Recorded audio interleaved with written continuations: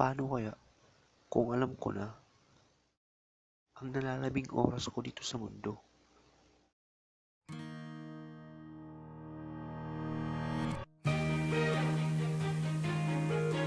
Excuse me po. Saan ko po ba makikita ang Terminal Service Department? Sa likod lang po ng gusali na ito. Sa likod? Sa wakas! Magsisimula na ako ngayong araw. Ako pala si Tsukasa Mizukaki. Masaya ako na kayo ang mga katrabaho ko. Hoy, boss. Akala ko ba hindi tayo kukuha ng bago ngayon? Error, hindi ko naintindihan. Pwede ba ang pakiulit? Ha? Error. Di pa rin nawala ang ugaling estudyante sa'yo, no? Kaya pahirap ang mga baguhan eh. Parating niyang hinahawakan ng kamay ni Ayla.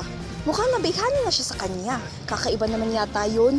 Diretsuhin ko na kayo. Ako ang mas nakatatanda sa inyo dito, ha? Kaya sundin nyo lahat ng sasabihin ko. Tagabantay ka, Tsukasa.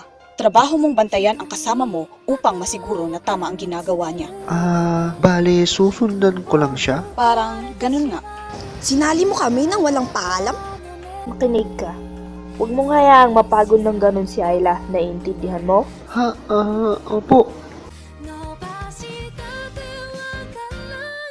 Subalit, isang bagay ang nararapat niyong tandaan.